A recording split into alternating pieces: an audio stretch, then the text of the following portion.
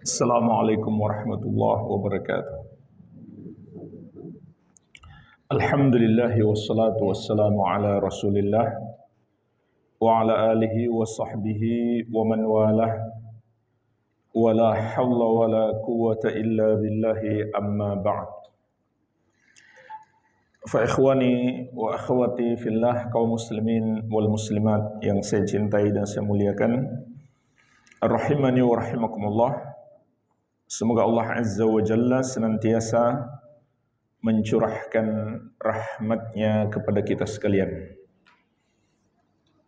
Kita lanjutkan pembahasan kitab Thalathatul Usul wa Adillatuha, 3 landasan utama dan dalil-dalilnya.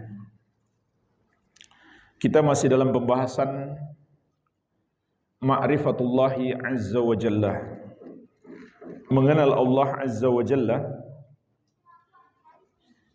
Yang telah kita bahas adalah bahwasanya Allah Subhanahu wa taala dialah satu-satunya yang berhak disembah. Ini poin terpenting dalam pengenalan terhadap Allah Subhanahu wa taala. Setelah kita mengenal dialah yang menciptakan, menguasai dan mengatur seluruh makhluknya, maka kita pun meyakini hanya Dia yang berhak disembah. Dan inilah yang terkandung di dalam La ilaha illallah, yang artinya tidak ada yang berhak disembah kecuali Allah Subhanahu wa ta'ala. Oleh karena itu, apabila seseorang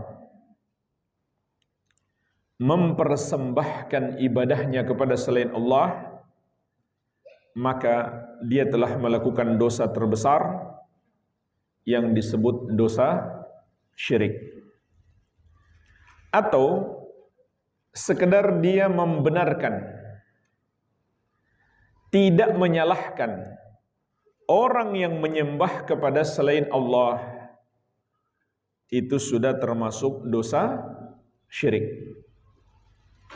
Jadi, pengenalan terhadap Allah tidak cukup hanya sekedar kita mengetahui Allah itu pencipta, Allah itu yang maha kuasa, Allah itu yang maha memberikan rezeki,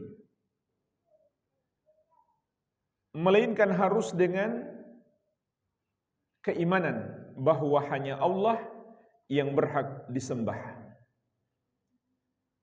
Juga harus dengan keyakinan semua yang disembah selain Dia adalah batil, salah, tidak benar. Inilah hakikat pengenalan terhadap Allah Subhanahu wa ta'ala. Nah, pertanyaannya jemaah sekalian, dengan apa kita menyembah Allah?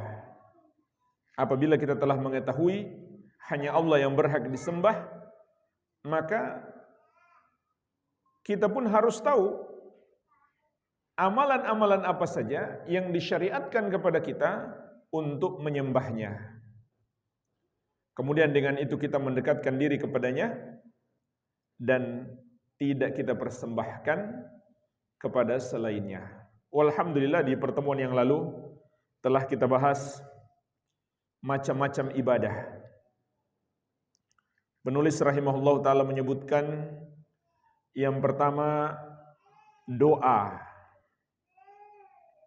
kemudian yang kedua al-khauf, yang ketiga ar-raja, yang keempat tawakal, yang kelima 6 dan 7 ar-raghbah, ar-rahbah dan al-khusyuk, yang kedelapan al-khasyah. Ini sudah kita bahas di pertemuan-pertemuan sebelumnya.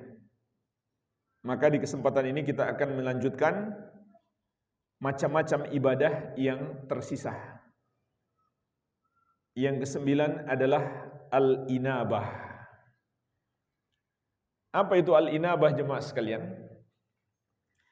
Al-inabah itu adalah taubat kepada Allah Subhanahu wa taala yang disertai dengan berusaha mendekatkan diri kepada Allah Subhanahu wa taala. Jadi, dia sama dengan taubat, tapi lebih sedikit daripada taubat. Orang yang bertaubat adalah orang yang kembali kepada Allah, meninggalkan kemaksiatan kepada ketaatan. Namun orang yang inabah, dia bukan sekedar melakukan itu, tapi dia berusaha semakin giat untuk mendekatkan diri kepada Allah Subhanahu wa taala. Jadi inabah itu adalah taubat yang disertai dengan usaha untuk mendekatkan diri kepada Allah. Ada orang yang bertobat, misalkan dari perbuatan dosa minum khamar. Dia tidak lagi minum khamar.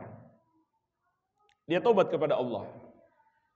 Tapi belum disertai dengan usaha untuk mendekatkan diri kepada Allah. Sedangkan al-inabah disertai dengan itu. Jadi ini makna al-inabah. Adapun dalil al-inabah itu adalah ibadah, kata Syekh, wa dalilul inabah qauluhu ta'ala. Dalilnya adalah firman Allah Subhanahu wa taala, wa anibu ila rabbikum wa aslimu lahu. Dan kembalilah, lakukan inabah kepada Rabb kamu dan berserah dirilah kepadanya. Surat Az-Zumar ayat ke-54. Maka ini adalah dalil yang menunjukkan bahwa al-inabah itu ibadah. Sekali lagi, makna al-inabah sama dengan taubat, namun ditambah dengan usaha untuk mendekatkan diri kepada Allah Subhanahu wa taala. Yang berikutnya adalah al-isti'anah, memohon pertolongan. Memohon pertolongan bagian dari doa, sehingga itu termasuk ibadah. Sebagaimana kata Syekh, wa dalilul isti'anah qauluhu ta'ala. Dalil bahwasanya isti'anah itu termasuk ibadah adalah firman Allah Subhanahu wa taala, iyyaka na'budu wa iyyaka nasta'in. Hanya kepadamu kami mohon pertolongan, hanya kepadamu kami beribadah, dan hanya kepadamu kami mohon pertolongan. Dalam surat Al-Fatihah. Wa fil hadis, di dalam hadis, idza sta'anta fasta'in billah. Kalau kamu mau minta sesuatu, maka kalau kamu mau minta pertolongan, kata Nabi SAW, mintalah pertolongan kepada Allah Subhanahu wa taala. Dan jemaah sekalian, hadis ini hadis Ibnu Abbas radhiyallahu anhuma, diriwayatkan At-Tirmidzi, adalah nasihat Nabi SAW kepada Ibnu Abbas yang ketika itu baru berumur 9 tahun. Jadi ini pelajaran juga bagi kita untuk menanamkan tauhid kepada anak-anak kita sejak dini. Kata Nabi SAW kepada Ibnu Abbas, idza sta'anta fasta'in billah. Kalau kamu butuh pertolongan, mintalah pertolongan itu kepada Allah Subhanahu wa taala. Jemaah sekalian, jadi minta pertolongan itu bukan sekedar karena kita butuh pertolongan, tapi dengan itu juga kita beribadah kepada Allah. Dengan itu juga kita beribadah kepada Allah Subhanahu wa taala. Jadi, pertolongan Allah belum sampai kepada kita, kita sudah dapat pahala. Kita sudah dapat pahala karena kita sedang beribadah. Dan dulu para sahabat Nabi Muhammad SAW, semua mereka minta kepada Allah. Sampai garam pun mereka minta kepada Allah. Sampai seorang yang sandalnya putus, mereka minta gantinya kepada Allah. Mereka tidak minta-minta kepada makhluk. Walaupun jamaah sekalian, meminta pertolongan kepada makhluk tidak otomatis menjadi syirik. Kapan menjadi syirik? Apabila makhluk tersebut tidak terpenuhi padanya satu dari 3 syarat. Syarat yang pertama, dia masih hidup. Minta tolong kepada orang yang sudah wafat adalah syirik. Dan juga kebodohan. Kenapa kebodohan? Karena orang yang sudah wafat itu yang butuh doa kita. Bukan kita minta tolong kepada dia. Dia yang butuh doa kita. Doakan dia kepada Allah Subhanahu wa ta'ala. Dan juga termasuk bid'ah. Mengada-ada dalam agama. Karena banyak orang melakukan itu mengira itu ajaran agama. Padahal Rasulullah SAW tidak pernah mengajarkan sedikit pun kepada kita berdoa kepada selain Allah. Sama saja, karena orang yang berdoa itu meyakini selain Allah itu bisa mengabulkan doanya, atau untuk diteruskan doanya kepada Allah. Ini dua-duanya adalah syirik. Dan sekaligus bid'ah. Kenapa? Rasulullah SAW nggak pernah mengajarkan seperti itu. Lihat dalam hadis ini, apa yang diajarkan beliau. Idza sta'anta fasta'in billah. Kalau kamu butuh pertolongan, mohonlah kepada Allah Subhanahu wa taala. Beliau tidak mengatakan kalau butuh pertolongan doa saja kepadaku, nanti aku teruskan kepada Allah. Tidak. Beliau nggak pernah mengajarkan seperti itu. Iya. Jadi ini syarat yang pertama. Orangnya masih hidup. Syarat yang kedua, orangnya hadir. Hadir itu maksudnya kita bisa berkomunikasi secara wajar dengannya. Apakah kita datangi langsung? Atau di zaman sekarang bisa kita kirim WhatsApp. Wahai saudaraku, tolonglah saya. Kalau orangnya tidak hadir atau gaib, tidak ada, entah dia ada di mana, kemudian kita bermunajat kepadanya, memohon kepadanya, seakan-akan dia maha mendengar, maka itu adalah syirik. Syarat yang ketiga, permintaan itu bukan sesuatu yang hanya mampu dikabulkan oleh Allah Subhanahu wa taala. Jadi ini mirip dengan pembahasan doa. Karena isti'anah itu termasuk doaul mas'alah, doa permintaan. Ya, sudah kita bahas ya. Doa itu ada 2 macam, doa ibadah dan doa permintaan. Mudah-mudahan masih ada catatannya. Yang enggak mencatat berarti hafalannya kuat.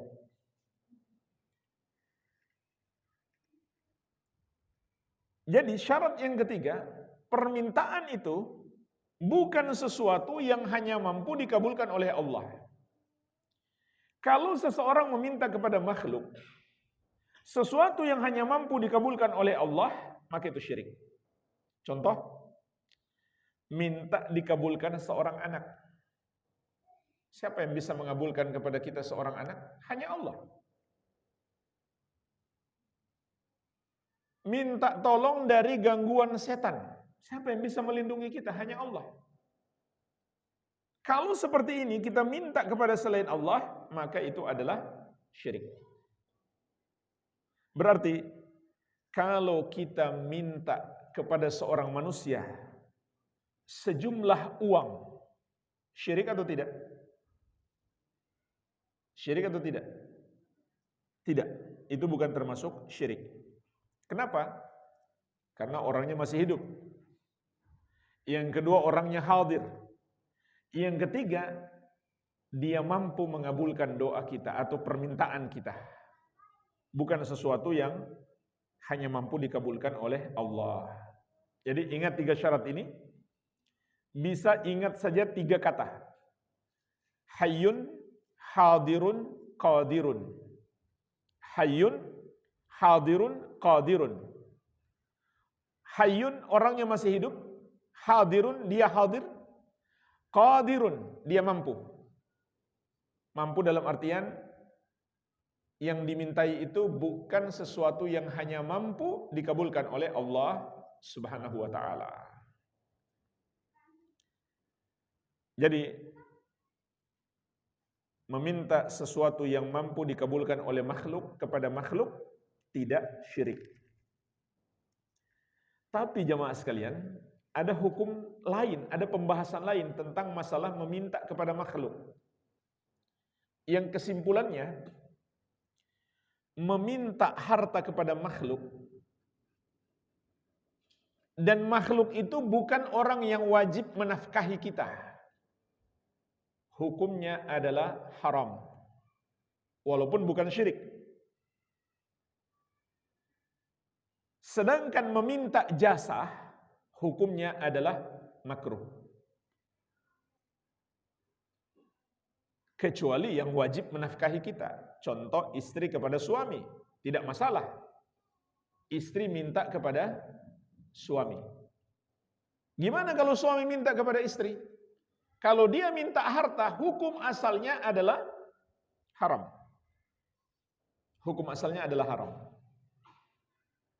Kalau dia minta jasa, hukum asalnya adalah makruh. Hukum asalnya adalah makruh. Ini secara umum. Sampai-sampai jemaah sekalian, dulu para sahabat Nabi SAW,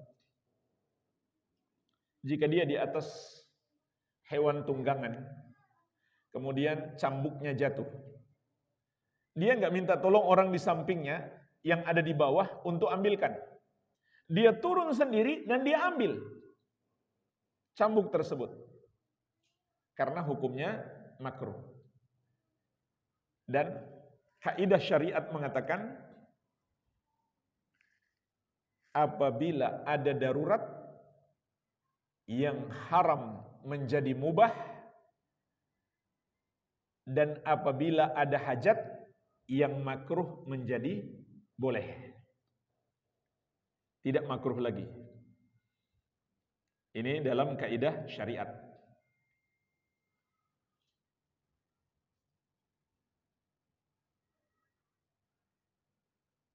Jadi meminta harta kepada orang, hukum asalnya adalah haram, kecuali dalam kondisi darurat. Darurat itu seperti mengancam nyawa, dan tidak ada solusi lain kecuali harus meminta. Meminta jasa hukum asalnya adalah makruh, kecuali ada suatu hajat, kebutuhan, maka hukumnya menjadi boleh. Karena jemaah sekalian, banyak dalil yang melarang keras meminta-minta. Di antaranya sabda Nabi SAW, la tazalu al-mas'alatu bi ahadikum hatta ya'ti yaumal qiyamah wa laysa fi wajhihi muz'atu lahmin.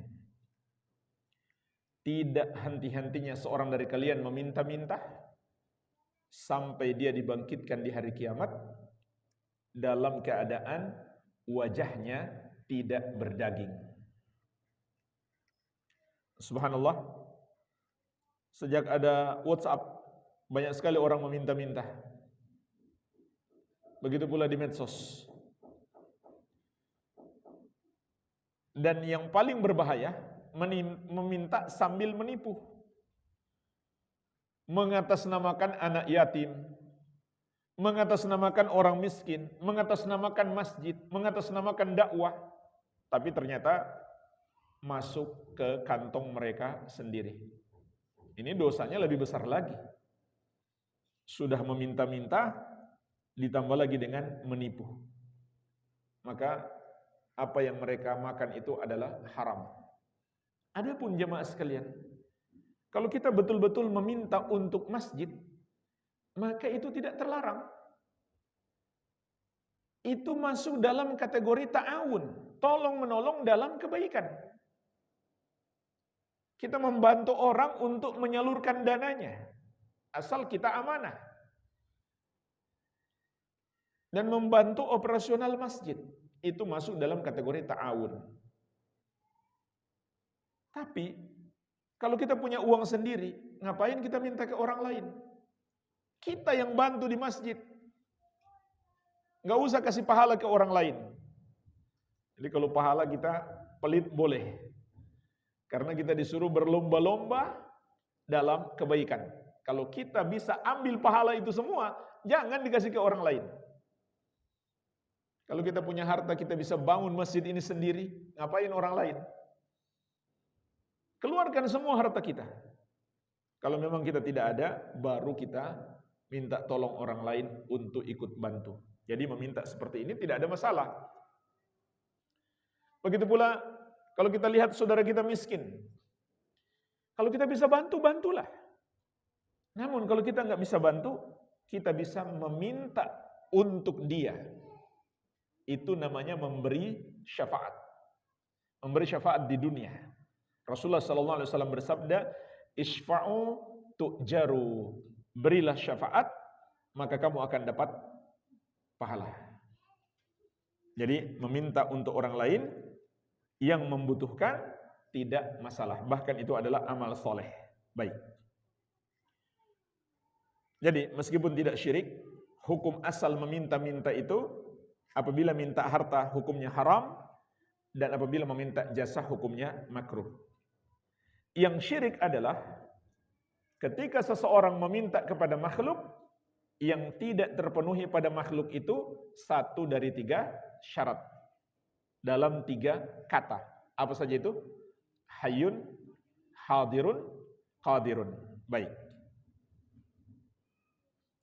Kemudian jemaah sekalian, para ulama juga menjelaskan isti'anah, minta tolong kepada Allah, itu bukan sekedar ucapan lisan,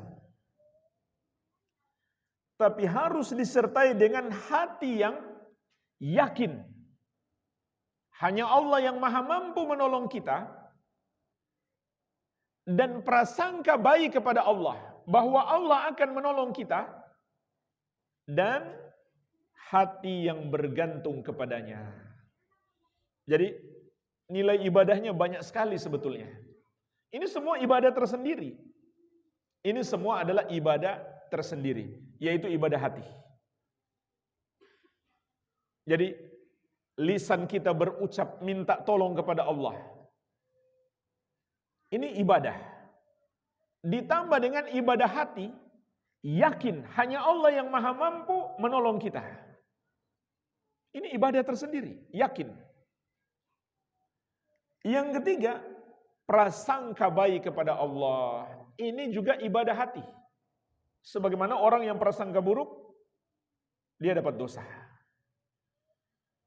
Yang keempat, hati yang bergantung kepada Allah Subhanahu wa ta'ala. Tawakal. Tawakal sudah kita bahas. Jadi ini yang dimaksud dengan isti'anah, bukan sekedar ucapan lisan. Baik. Berikutnya al-isti'adzah, memohon perlindungan. Wa dalilul isti'adzati qauluhu ta'ala, dalil bahwasannya isti'adzah itu termasuk ibadah adalah firman Allah Subhanahu wa ta'ala, "Qul a'udzu birabbil falaq." Katakanlah, aku mohon perlindungan kepada Allah, Rob yang menguasai subuh. Qul a'udzu birabbin nas. Katakanlah, aku berlindung kepada Allah, Robnya manusia. Surat Al-Falaq dan surat An-Nas. Dalam ayat ini Allah menyuruh kita minta perlindungan kepadanya. Menunjukkan itu adalah ibadah. Kenapa? Karena Allah suruh kita melakukannya. Dan termasuk ibadah yang sangat dianjurkan jemaah sekalian, setiap hari kita lakukan ini, kita baca surat Al-Falaq dan surat An-Nas untuk minta perlindungan kepada Allah setiap hari, pagi dan petang, pagi 3 kali, petang 3 kali, sebelum tidur 3 kali, dan setiap habis sholat sekali. Ini disunahkan. Pagi kita baca Al-Ikhlas, Al-Falaq, An-Nas masing-masing 3 kali. Sore kita baca Al-Ikhlas, Al-Falaq, An-Nas masing-masing 3 kali. Setiap habis sholat 1 kali. Dan sebelum tidur 3 kali. Cuma jemaah sekalian, perbedaannya membaca 3 kali pagi petang dan sebelum tidur, cara menghitungnya beda. Kalau pagi dan petang, baca dulu Al-Ikhlas 3 kali, kemudian Al-Falaq 3 kali, kemudian An-Nas 3 kali. Namun sebelum tidur, baca sekali-sekali dulu. Al-Ikhlas sekali, Al-Falaq sekali, An-Nas sekali. Sambil mengangkat tangan, kemudian kita tiup tangan kita, lalu kita usapkan ke seluruh tubuh yang dapat dijangkau. Yang enggak dijangkau enggak usah dipaksakan. Maka ulangi itu sebanyak 3 kali. Jadi, luar biasa setiap hari kita minta perlindungan kepada Allah. Ditambah lagi dengan lafaz lain. A'udzu bikalimatillahi tammati min syarri ma khalaq. Itu juga isti'adzah, minta perlindungan. Juga sama. Dianjurkan untuk dibaca setiap pagi petang dan setiap kita datang di satu tempat. Baca a'udzu bikalimatillahi tammati a'udzu bikalimatillahi tammati min syarri ma khalaq. Menunjukkan ini adalah ibadah untuk mendekatkan diri kepada Allah Subhanahu wa taala. Oleh karena itu jemaah sekalian, meminta perlindungan kepada selain Allah adalah syirik. Namun pembahasannya sama dengan sebelumnya. Apabila makhluk yang dimintai itu tidak terpenuhi padanya 1 dari 3 syarat. Pertama, dia masih hidup. Maka minta perlindungan kepada orang yang sudah wafat adalah syirik. Dan juga kebodohan.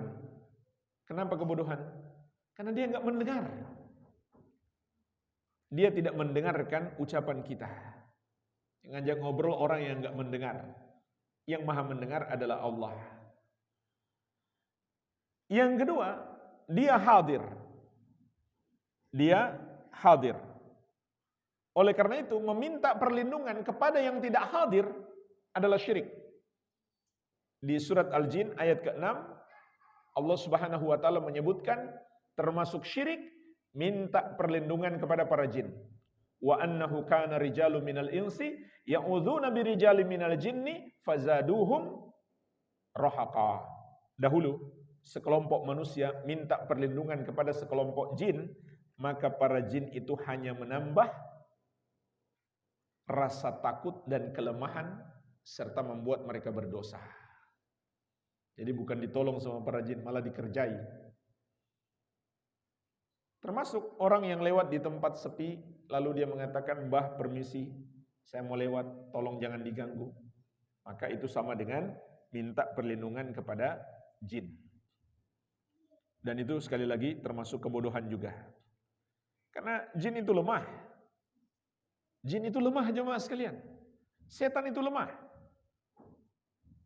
Inna kaida syaitani kana dha'ifa. Sesungguhnya tipu daya setan itu lemah. Tapi kita juga lemah manusia. Maka minta tolonglah kepada yang maha kuat. Dan ketahuilah jemaah sekalian, setan itu kalau kita bisa melihatnya ketika dia menampakkan diri dalam bentuk yang menakutkan, justru itu kondisinya yang paling lemah. Coba bayangkan, dia tuh makhluk halus yang gak bisa dilihat, tapi dia berusaha bisa dilihat. Itu mengerahkan energi yang luar biasa, membuat dia lemah. Tapi anehnya ketika kita melihat dia, kita takut. Itu karena apa? Karena film, sinetron. Padahal dia dalam kondisi yang sangat lemah ketika itu. Oleh karena itu, banyak riwayat dulu ulama salaf, kalau setan menampakkan diri, dikejar dan dipukuli. Siap mengamalkan? Jangan malah terbalik, kita yang dikejar-kejar. Minta perlindungan kepada Allah. Ini yang paling penting. Minta perlindungan kepada Allah Azza wa Jalla. Jadi jangan takut. Seharusnya mereka yang takut kepada kita. Karena kita minta perlindungan kepada Allah Subhanahu wa ta'ala. Kemudian yang ketiga, bukan sesuatu yang hanya mampu dilindungi oleh Allah Subhanahu wa ta'ala darinya. Jadi kalau kita minta kepada makhluk sesuatu yang mampu dia lakukan untuk melindungi kita darinya, maka bukan syirik. Contoh, kita minta perlindungan kepada polisi karena ada darurat, ada hajat, penjahat ngejar-ngejar kita. Syirik atau tidak? Syirik atau tidak? Tergantung. Tergantung. Kalau hati kita bergantung kepada polisi, masih kena syirik. Kalau kita yakin polisi yang melindungi kita bukan Allah, masih kena syirik.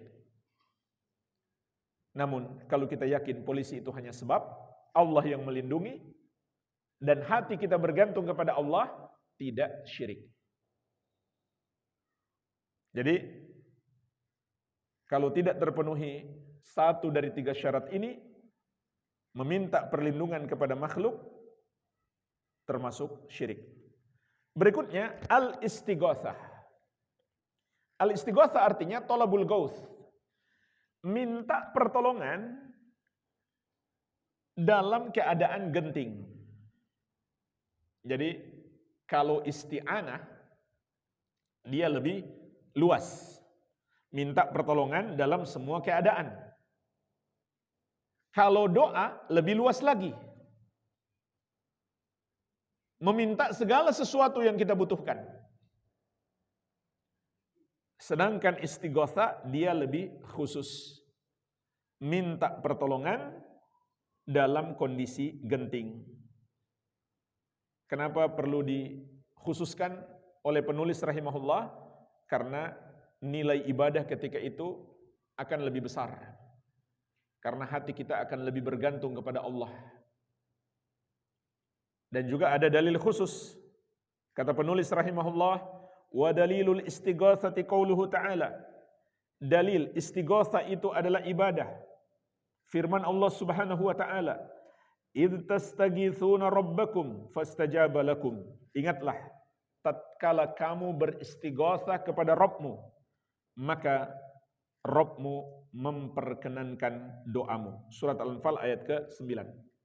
Ayat ini berbicara tentang nikmat yang Allah berikan kepada kaum muslimin di perang Badar dalam kondisi genting. Dan tidak masuk akal kalau kaum muslimin bisa menang. Karena lawannya 3 kali lipat. Lawan mereka 3 kali lipat banyaknya. Maka tidak ada jalan lain kecuali istighatsah. Minta pertolongan kepada Allah Subhanahu wa ta'ala. Maka Allah pun mengabulkan doa kaum muslimin, doa Rasulullah sallallahu alaihi wasallam dan para sahabat, sehingga kaum muslimin menang dalam perang Badar tersebut. Jadi istighatsah termasuk ibadah, dia adalah termasuk doaul masalah, doa permohonan, sehingga ketika seseorang meminta pertolongan dalam kondisi genting kepada selain Allah, bisa sampai pada tingkat syirik, dan pembahasannya juga sama dengan sebelumnya, apabila makhluk yang dimintai itu tidak terpenuhi padanya satu dari 3 syarat. Apa 3 syaratnya? Ingat saja 3 kata. Hayyun, hadirun, qadirun. Baik. Berikutnya, termasuk ibadah yang dengannya kita menyembah Allah adalah menyembelih hewan. Menyembelih hewan. Ini termasuk ibadah. Baik ibadah khusus maupun ibadah umum. Yang khusus itu ada 3. Pertama, al-udhiyah, menyembelih hewan kurban. Yang kedua, al-hadyu, bagi jamaah haji. Dan hadyu ini ada 2 macam. Hadyu syukran dan hadyu jubran. Hadyu syukran, menyembelih untuk bersyukur. Juga sama dilakukan tanggal 10 Zulhijjah bagi jamaah haji tamattu dan qiran. Ada syariat menyembelih. Sedangkan hadyu jubran adalah karena pelanggaran tertentu. Dan apabila karena pelanggaran, ini juga bisa masuk pada umroh. Contoh, dari Indonesia mau langsung umroh, sampai di Jeddah belum pakai baju ihram. Ini kesalahan besar. Maka hukumannya adalah menyembelih seekor kambing dan dibagikan untuk penduduk Makkah, dan dia nggak boleh ikut makan sedikit pun. Beda dengan hadyu syukron tadi, dia boleh makan, dia boleh ikut makan, boleh dia simpan pun, sebagian dia sedekahkan. Tapi hadyu jubron karena pelanggaran, dia nggak boleh ikut makan. Contoh lain, berhubungan suami istri sebelum tahallul awal, maka hajinya tidak sah dan wajib baginya menyembelih seekor unta. Kalau setelah tahallul awal hajinya sah, tapi tetap harus menyembelih seekor unta. Baik, ini yang kedua. Yang ketiga, menyembelih akikah. Di hari ke-7 kelahiran anak kita, 2 ekor kambing untuk anak laki-laki, 1 ekor kambing untuk anak perempuan. Ini menyembelih yang khusus, maka ini termasuk ibadah. Sedangkan menyembelih yang umum adalah semua penyembelihan kita wajib kita sembelih dengan menyebut nama Allah, maka itu juga ibadah. Walaupun kita menyembelih hanya untuk makan sendiri atau untuk dijual, tapi kita menyembelih dengan menyebut nama Allah, maka itu juga termasuk ibadah. Karena di situ ada isti'anah. Bismillahi Allahu Akbar. Yang wajib bismillah, Allahu Akbarnya sunnah. Bismillah artinya asta'inu billah, aku mohon pertolongan kepada Allah. Dengan menyebut nama Allah artinya aku mohon pertolongan kepada Allah Subhanahu wa taala. Baik. Namun jemaah sekalian, menyembelih untuk selain Allah ada 3 macam. Tidak semuanya syirik. Menyembelih untuk selain Allah ada 3 macam. Yang pertama, menyembelih yang sunnah. yang disunahkan.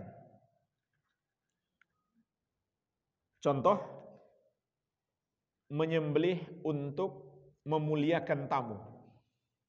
Maksudnya ada tamu datang, kita sembelih kambing kita untuk makan bersama tamu kita.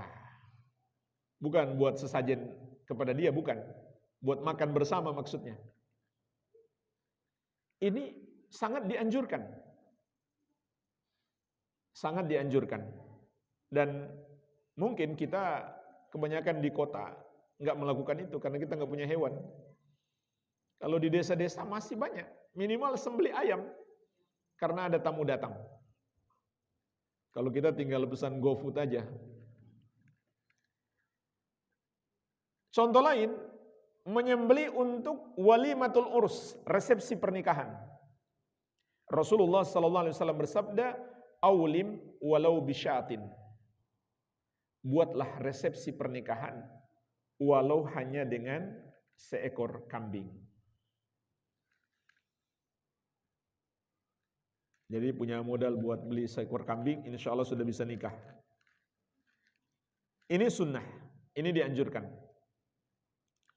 Yang kedua, menyembelih yang hukum asalnya mubah. Menyembelih untuk selain Allah dan hukum asalnya mubah. Contoh menyembelih untuk kita makan sendiri atau untuk kita perjualbelikan. Maka hukum asalnya mubah. Tapi bisa menjadi ibadah kalau kita niat ibadah dan kita sebut nama Allah tatkala menyembelih. Yang ketiga, menyembelih untuk pengagungan kepada satu makhluk atau pendekatan diri kepadanya atau persembahan atau sesajen. Inilah yang syirik. Kenapa syirik? Karena itu termasuk ibadah. Dalilnya apa? Syekh menyebutkan wa dalilu dzabhi qauluhu ta'ala. Dalil penyembelihan hewan itu adalah ibadah. Firman Allah Subhanahu wa taala, "Qul inna salati wa nusuki wa mahyaya wa mamati lillahi rabbil alamin." Katakanlah, sesungguhnya salatku dan sembelihanku, hidupku dan matiku hanya untuk Allah Rabbul Alamin. Surat Al-An'am ayat 163. Juga surat Al-Kautsar ayat kedua. Fasholli li rabbika wanhar. Salatlah hanya untuk Rabbmu dan menyembelihlah hanya untuknya. Ini menunjukkan menyembelih itu ibadah. Sehingga di dalam hadis kata Syekh minas sunnah wa minas sunnah, dan di dalam hadis Rasulullah sallallahu alaihi wasallam bersabda, "La'anallahu man dzabaha li ghairillah." Allah melaknat orang yang menyembelih untuk selain Allah. Allah melaknat orang yang menyembelih untuk selain Allah. Jadi, yang syirik adalah apabila seseorang menyembelih untuk pengagungan atau pendekatan diri atau persembahan atau sesajen, maka ini adalah syirik. Meskipun dia mengatakan ini adalah sedekah bumi, sedekah laut, atau tradisi budaya bangsa, atau kearifan lokal, terserah mau dinamakan apapun, hukumnya dalam syariat itu adalah syirik. Hukumnya dalam syariat itu adalah syirik. Dan sangat aneh kalau itu dijadikan sebagai suatu wisata budaya. Padahal Allah Subhanahu wa taala murka kepada orang yang melakukannya. Rasulullah sallallahu alaihi wasallam mengatakan, la'anallahu man dzabaha li ghairillah. Allah melaknat orang yang menyembelih untuk selain Allah.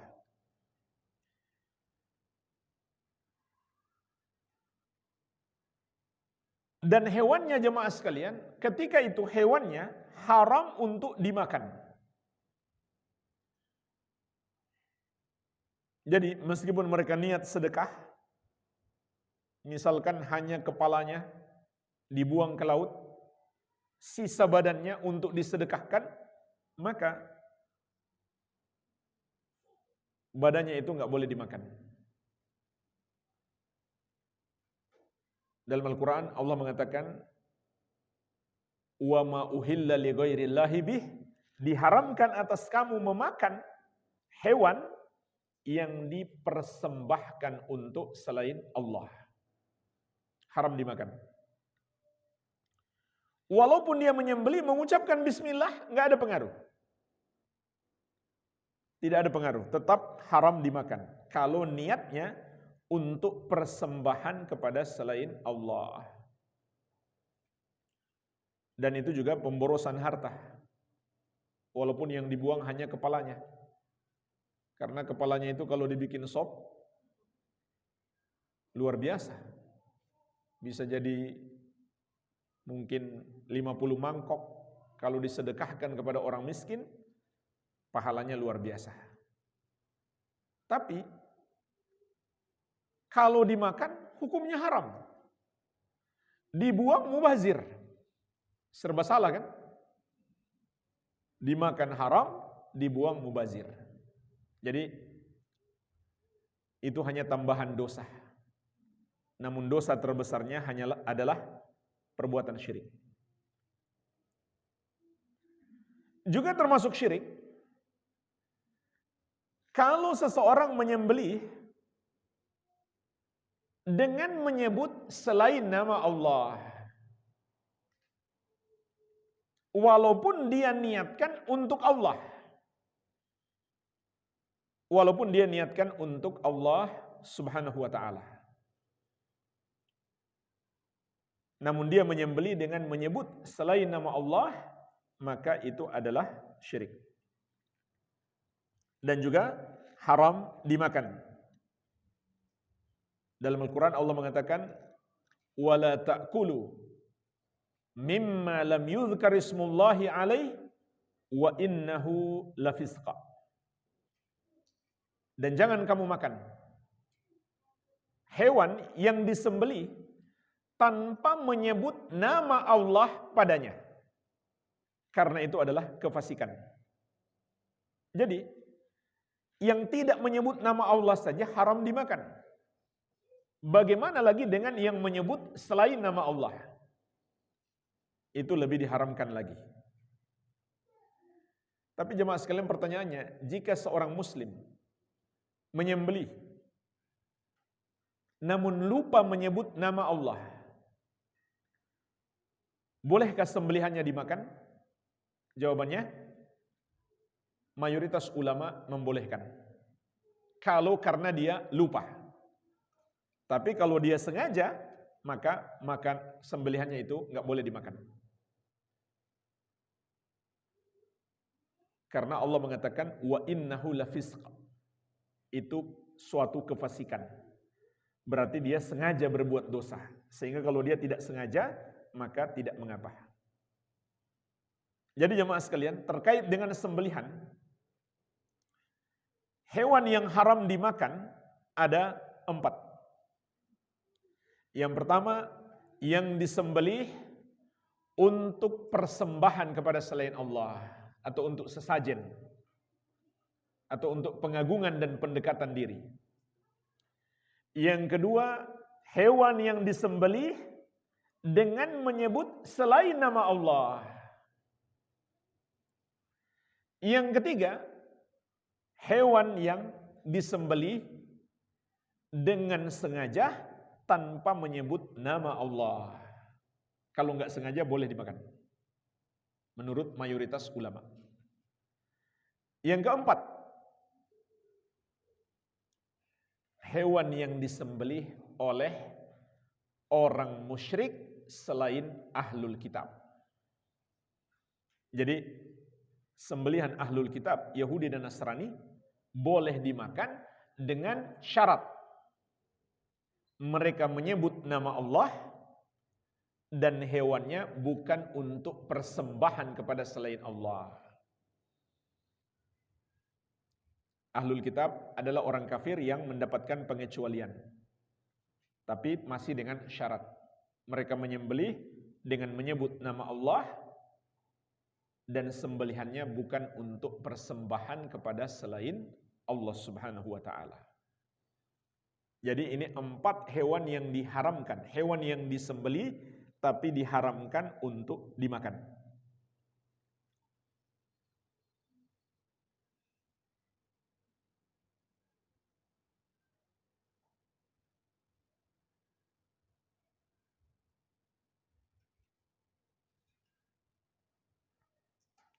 Dan jemaah sekalian, umumnya orang yang menyembelih untuk selain Allah, dia juga punya kesyirikan yang sangat banyak. Karena umumnya mereka menyembelih untuk makhluk yang mereka yakini penguasa di pantai mereka, iya kan? Atau penguasa di gunung mereka, maka itu syirik yang lain. Walaupun mereka tidak menyembelih, tapi meyakini di pantai mereka, di gunung mereka ada penguasa selain Allah, itu tetap syirik. Mereka pun meyakini makhluk itu maha mampu menolong mereka, maha mampu mengabulkan hajat-hajat mereka. Makanya mereka melakukan pendekatan diri supaya ditolong oleh makhluk itu. Maka itu adalah syirik yang lain. Karena yang maha mampu menolong kita hanya Allah Azza wa Jalla. Mereka juga meyakini makhluk itu kalau nggak dikasih sesajen, dia bisa marah dan dia maha mampu menimpakan mudarat kepada mereka. Maka itu syirik yang lain. Dan subhanallah jemaah sekalian, orang-orang musyrik jahiliyah yang kemudian Rasulullah SAW diutus kepada mereka, mereka itu mempersekutukan Allah hanya dalam kondisi lapang. Kalau dalam kondisi terdesak, dalam kondisi bahaya, mereka segera bertobat kepada Allah, mereka tinggalkan kesyirikan mereka, dan mereka persembahkan semua ibadah hanya untuk Allah. Kenapa? Karena mereka yakin yang maha mampu menolong mereka hanya Allah. Nanti kalau sudah Allah selamatkan, baru mereka kembali berbuat syirik. Sebagaimana firman Allah, wa idza raqibu fil fulki da'allaha mukhlishina lahud-dina falamma najjahum ilal barri idahum yusyrikun. Apabila mereka naik kapal, yaitu mereka takut tenggelam, maka mereka berdoa kepada Allah dengan memurnikan ibadah hanya untuk Allah. Namun tatkala Allah menyelamatkan mereka sampai ke daratan, tiba-tiba mereka kembali berbuat syirik. Nah sekarang bandingkan dengan sebagian orang yang mempersembahkan sesajen, menyembelih untuk selain Allah. Ketika ditimpa musibah, apa mereka bilang? Ini karena sesajen kemarin masih kurang. Bukannya bertobat, malah tambah berbuat syirik. Subhanallah. Dan di antara mereka mengaku muslim. Dan mereka lebih parah, lebih buruk daripada orang musyrik di masa jahiliyah dahulu. Baik, kita masuk jamaah sekalian, pembahasan ibadah yang terakhir dalam kitab ini, yaitu bernazar. Bernazar itu termasuk ibadah. Berdasarkan dalil, diantaranya disebutkan oleh penulis, wa dalilu nadri qauluhu ta'ala. Dalil nazar itu adalah ibadah firman Allah Subhanahu wa taala. Yufuna bin nadri wa yakhafuna yawman kana syarruhu mustatira. Mereka menunaikan nazar dan mereka takut satu hari yang keburukannya merata, yaitu hari kiamat. Surat Al-Insan ayat ke-7. Jemaah sekalian, konteks ayat ini adalah pujian kepada penghuni surga, bahwa mereka adalah orang-orang yang menunaikan nazar. Berarti nazar itu adalah ibadah.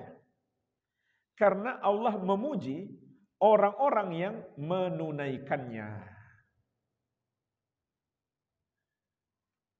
Dalil yang lain,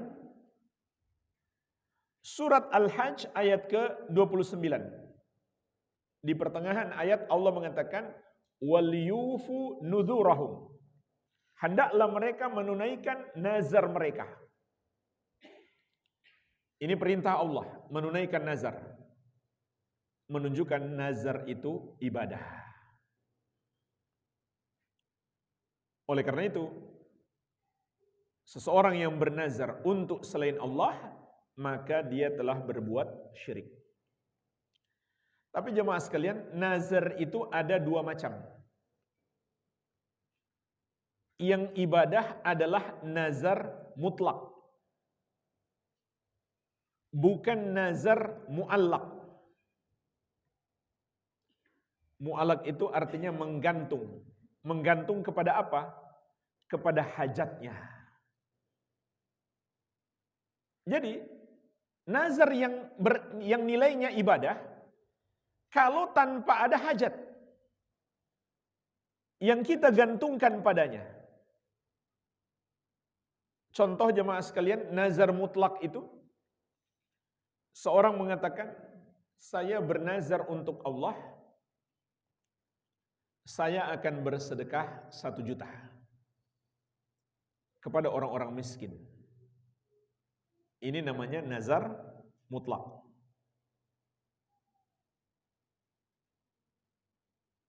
Namun uang sedekahnya itu tidak boleh dia ambil dari zakat yang wajib.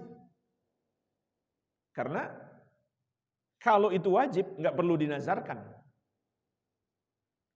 Jadi nazar itu untuk melakukan amal sunnah.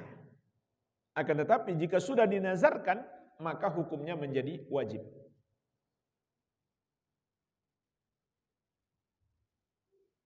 Jadi amalan sunnah yang dia nazarkan, bukan yang wajib, bukan pula yang bukan ibadah.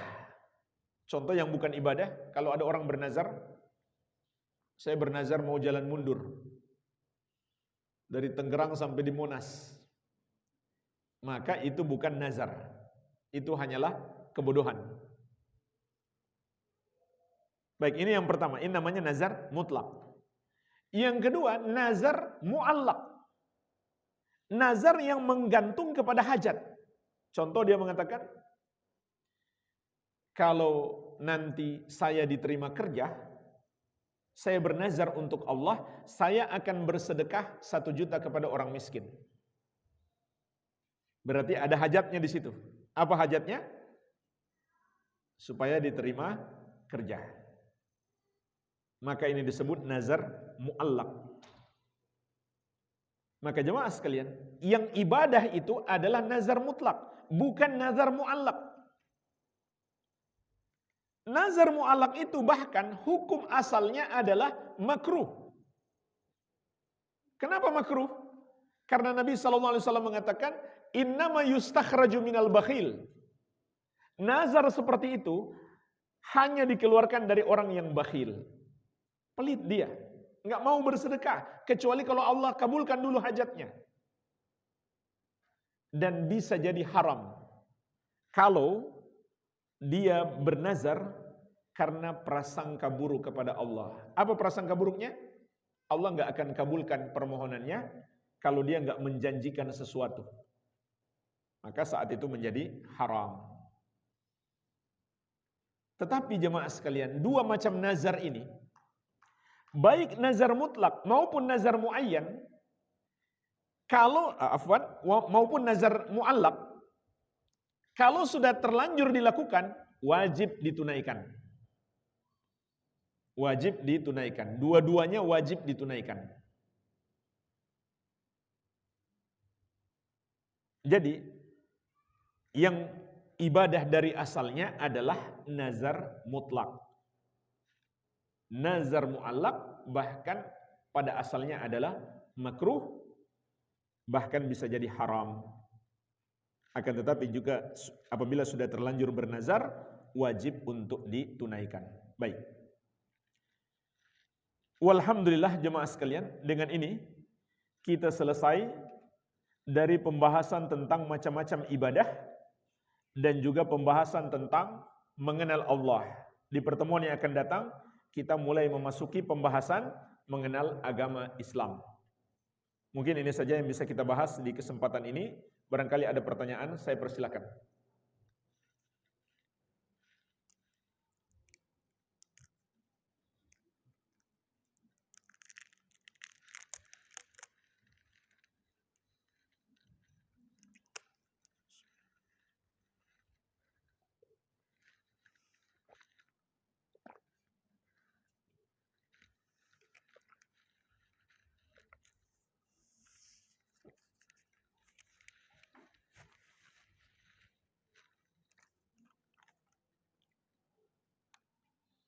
Bismillah.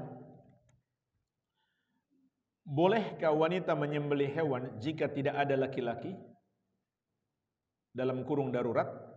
Jawabannya boleh, meskipun ada laki-laki. Kecuali bukan mahramnya, nggak boleh nonton dia. Jadi, tidak ada larangan, tidak makruh, tidak pula haram wanita menyembelih. Boleh.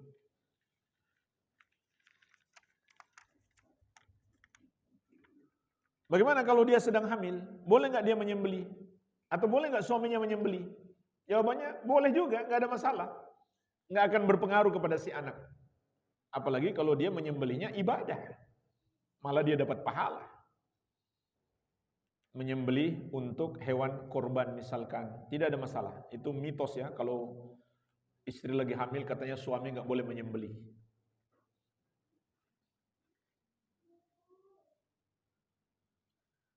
Sejauh mana kita harus cari tahu apabila sedang ada tugas ke negeri kafir perihal makanan yang akan kita makan.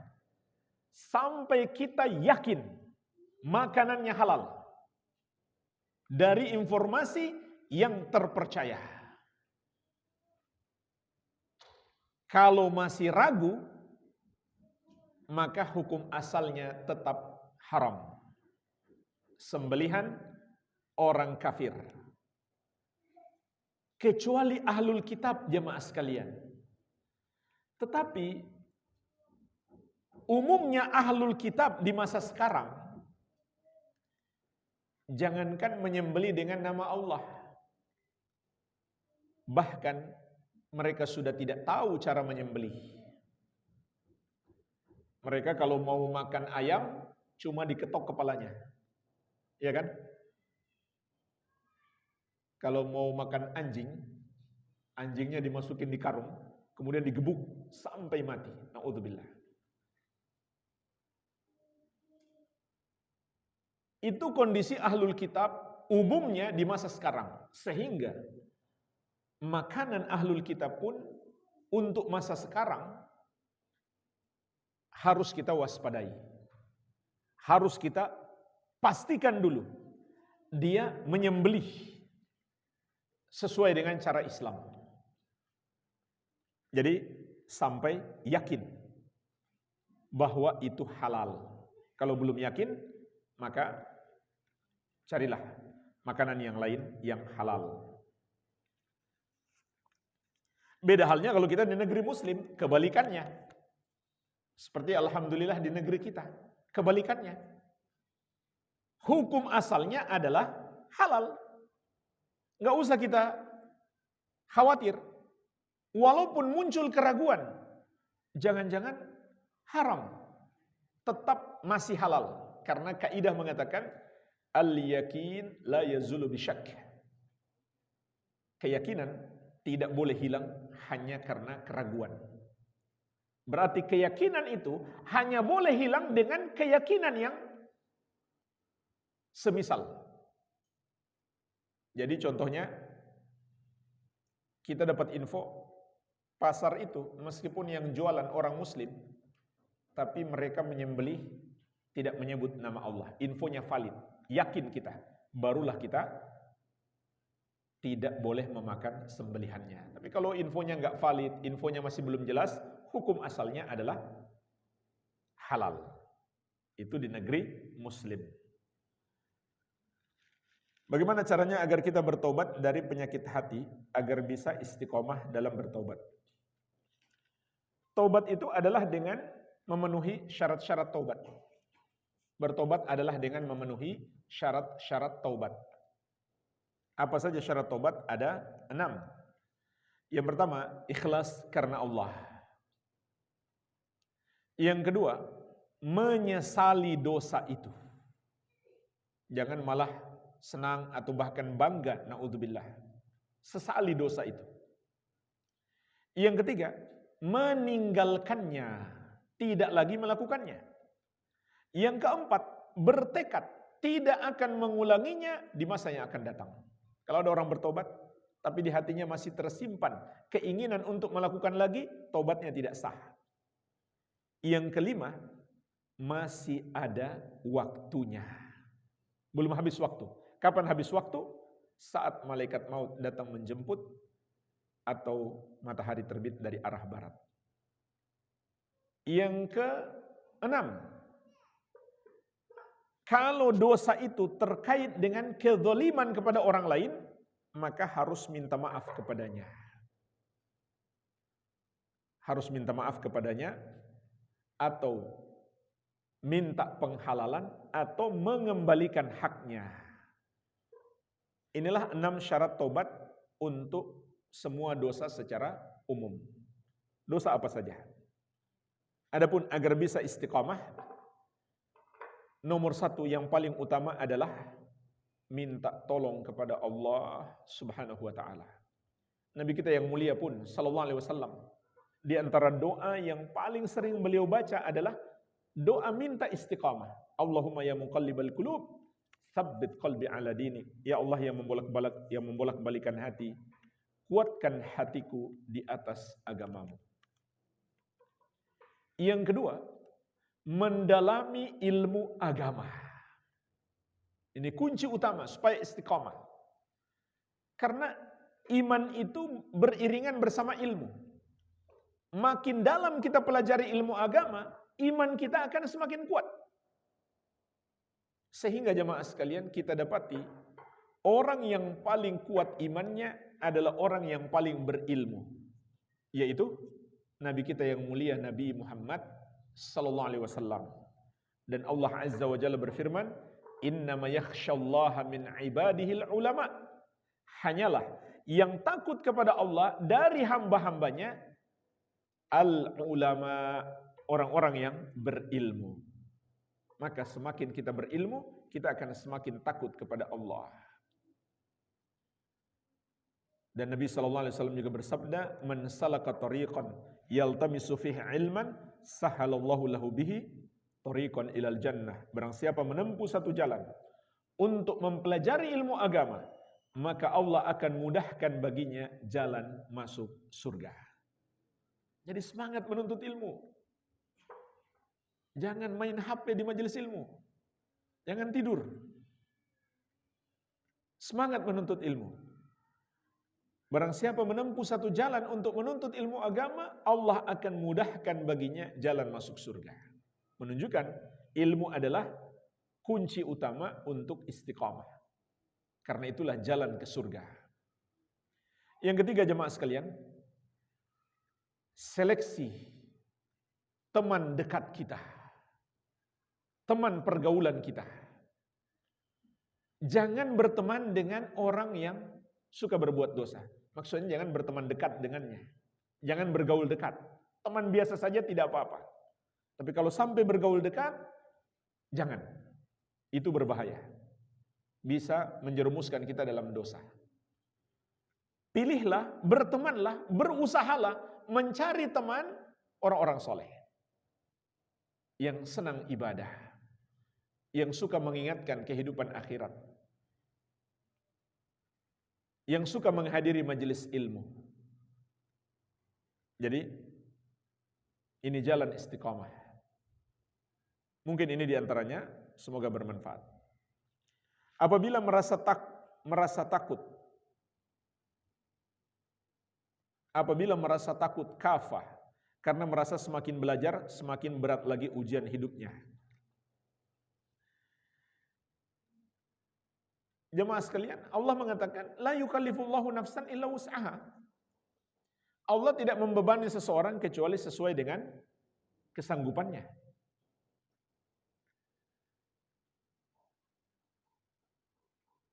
Jadi nggak usah khawatir, Allah tidak mungkin zalim kepada kita. Justru semakin dekat kita kepada Allah, semakin dekat dengan pertolongan Allah. Semakin dekat dengan pertolongan Allah Subhanahu wa ta'ala.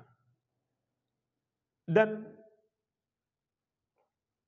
tanda seseorang itu dicintai oleh Allah, Allah timpakan kepada dia bala, ujian, musibah. Makin besar musibahnya, berarti semakin besar tanda cinta Allah kepadanya dan pahalanya semakin banyak. Sebagaimana sabda Nabi sallallahu alaihi wasallam, "Innallaha idza ahabba qauman ibtalahum, faman radiya falahu ridha, wa man sakhita falahu sakhat." Inna idzamal jazaa ma'a idzamil bala. Wa innallaha idza ahabba qauman ibtalahum. Sesungguhnya besarnya pahala tergantung besarnya bala.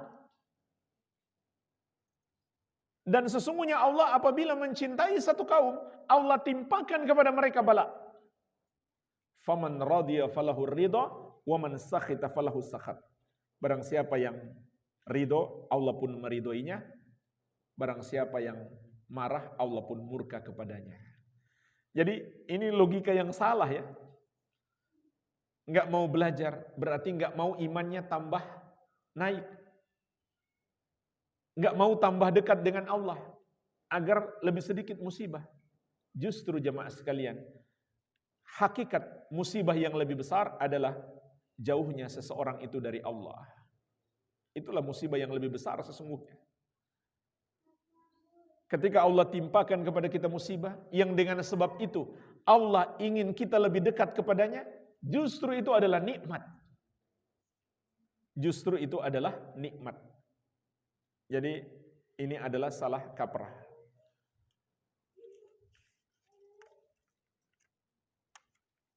Yang benar adalah kita tetap selalu berusaha menuntut ilmu, meningkatkan keimanan kita, dan bermohon kepada Allah agar kita diberikan kebaikan dunia dan akhirat. Rabbana atina fid dunya hasanah wa fil akhirati hasanah wa qina adzabannar. Dan para ulama salaf jemaah sekalian menafsirkan doa ini, permintaan kebaikan di dunia, maka kebaikan di dunia yang paling tinggi adalah ilmu dan amal. Jadi itu yang kita minta kepada Allah. Bukan sekedar kecukupan rezeki, bukan. Kebaikan di dunia yang paling tinggi adalah ilmu dan amal. Jadi ini makna doa. Rabbana atina fid dunya hasanah. Ya Allah, berikanlah kami kebaikan di dunia. Ini mencakup semua kebaikan, tapi yang paling tinggi adalah ilmu dan amal. Ilmu tentang agama Allah dan hidayah untuk mengamalkannya. Bolehkah kita makan makanan dari acara ulang tahun? Hukum asalnya boleh, kalau makanannya halal. Tapi kalau dikhawatirkan jika kita ikut makan, mereka menganggap kita mendukung acara itu, maka menjadi tidak boleh. Karena acaranya tidak halal, makanannya halal tapi acaranya tidak halal. Kenapa makanannya halal padahal acaranya tidak halal? Karena zatnya halal. Karena zat makanannya halal. Jadi kalau ada kemungkinan kalau saya ikut makan, nanti mereka mengira saya dukung acara itu. Maka pada saat itu tidak boleh. Karena tidak boleh tolong-menolong dalam dosa. Dan juga nanti kita jadi bahan olokan. Katanya acaranya haram. Tapi makanannya dia makan juga. Jadi bahan olokan kan. Mudaratnya lebih besar. Dan dalam acara ulang tahun itu banyak sekali mudarat. Yang pertama itu tasyabbuh, menyerupai tradisi-tradisi orang-orang kafir. Yang kedua, itu juga bisa masuk kategori bid'ah. Kenapa? Karena perayaan sesuatu yang berulang-ulang dalam syariat sudah ditetapkan. Nggak boleh ditambah-tambahi. Yaitu Idul Fitri dan Idul Adha. Yang ketiga, biasanya dalam perayaan ulang tahun itu ada tambahan-tambahan kemungkaran yang lain. Seperti nyanyian dan musik, campur baur laki-laki dan perempuan, ataupun bid'ah seperti zikir berjamaah, membentuk sebuah kor. Ini cara berzikir yang tidak dicontohkan oleh Rasulullah sallallahu alaihi wasallam. Belum lagi kalau ada khamar di situ dan lain-lain. Jadi kemungkarannya banyak. Wallahu alam. Alhamdulillah, ini yang bisa kita bahas, semoga bermanfaat. Lebih dan kurangnya saya mohon maaf. Wabillahi taufik. Subhanakallahumma wabihamdika asyhadu an la ilaha illa anta astaghfiruka wa atubu ilaik. Wa sallallahu ala nabiyyina Muhammadin wa alihi wasallam. Wa akhiru da'wana anil hamdulillahi rabbil alamin. Wassalamualaikum warahmatullahi wabarakatuh.